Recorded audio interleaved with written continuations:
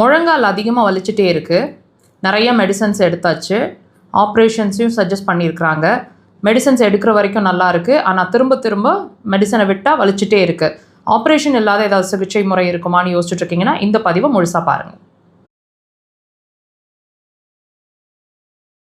உங்களோட முழங்காலோட 2 பகுதி 2 மூட்டும் ஜாயின் பண்ணுற இடம் நல்லா க்ளோஸாக இருக்குது. அதாவது ஒன்று மேலே ஒன்று உட்காந்துருக்கு, அழுத்திட்டு இருக்கு அப்படிங்கிற மாதிரி இந்த பிக்சரில் பார்த்தீங்க இல்லையா, இந்த மாதிரி கேப் இல்லாமல் இருக்குது, அழுத்திட்டு இருக்கு, அதனால் அது தேஞ்சிட்ருக்கு அப்படின்னு உங்களுக்கு ரிப்போர்ட் கொடுத்துருக்காங்க. அப்படின்னா அப்போ நீங்கள் கட்டாயம் இந்த பதிவை முழுசாக பாருங்கள். கண்டிப்பாக ஒரு கிளாரிட்டி கிடைக்கும். இதுக்கான தீர்வு என்ன அப்படிங்கிறதையும் இந்த பதிவில் நீங்கள் பார்த்து தெரிஞ்சுக்க போகிறீங்க.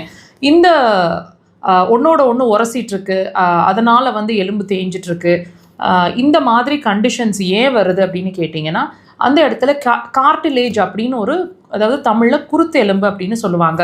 சி ஷேப்பில் இருக்கும் அது. இது இதோட மேஜர் வேலை என்னன்னு சொல்லப்படுதுன்னா, திடீர்னு ஒரு ஷாக், ஒரு ட்விஸ்ட் ஆகுது கால், இந்த மாதிரி ஷாக்ஸை அப்சார்ப் பண்ணி முழங்கால உறைவுத்தன்மை இல்லாமல், அதாவது ரெண்டையும் ஃப்ரிக்ஷன் ஏற்படுத்தாமல் வச்சிருக்கிறது அதோட வேலை. கேப்பை கொடுக்குற வேலைன்னு சொல்லலாம்.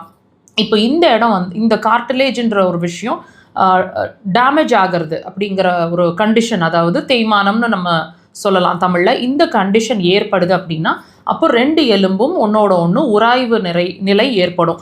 ஸோ இதுதான் மெயினாக வலிக்கான காரணம்னு சொல்லப்படுது. ஸோ இந்த கண்டிஷன் உங்களுக்கு இருக்குது அப்படின்னா இதுக்கு நீங்கள் நிறைய மெடிசன்ஸ் எடுத்துகிட்டு இருப்பீங்க. ஆப்ரேஷன்ஸ் மெடிசன்ஸ் எடுக்கிற வரைக்கும் நல்லா இருக்கிற மாதிரி இருக்கும். மெடிசனை நிறுத்தினா அடுத்த நிமிஷமே வலிக்கிற மாதிரி இருக்கும். அடுத்த ஸ்டேஜ் ஆப்ரேஷன்ஸ் உங்களுக்கு சொல்லியிருக்கிறதுக்கு வாய்ப்பு இருக்குது. இப்போ இது எல்லாமே ஒரு குழப்பமான ஒரு நிலையை உங்களுக்கு கொண்டு போயிருக்கோம். இதுக்கு என்ன காரணம், எப்படி தீர்வு காணலாம்? மருந்து இல்லாமல், ஆப்ரேஷன் இல்லாமல் ஏதாவது தீர்வு இருக்குமா? எஸ், கண்டிப்பாக இருக்குங்க. இப்போ ஒரு ப்ராப்ளம் உள்ள அரைஸ் ஆகுது அப்படிங்கிறது நாங்கள் ஒவ்வொரு பதிவுலையும் சொல்லிகிட்ருக்குறோம். அது வியாதி இல்லை. ஸோ அந்த ப்ராப்ளம் உங்களுக்கு சொல்லிட்டு இருக்கக்கூடிய விஷயம் என்ன, உள்ள உறுப்புகள் வைட்டல் ஆர்கன்ஸில் ஏதோ ஒரு ப்ராப்ளம் இருக்குது அப்படிங்கிறதுக்கான அறிகுறி தான் உங்களுக்கு வியாதின்னு நீங்கள் உணர்கிற விஷயங்கள். அந்த வகையில் இந்த போன் தேய்மானம் அல்லது உங்களோட முழங்கால் வலிக்கும் காரணம் உங்களோட முழங்கால் கிடையாதுங்க.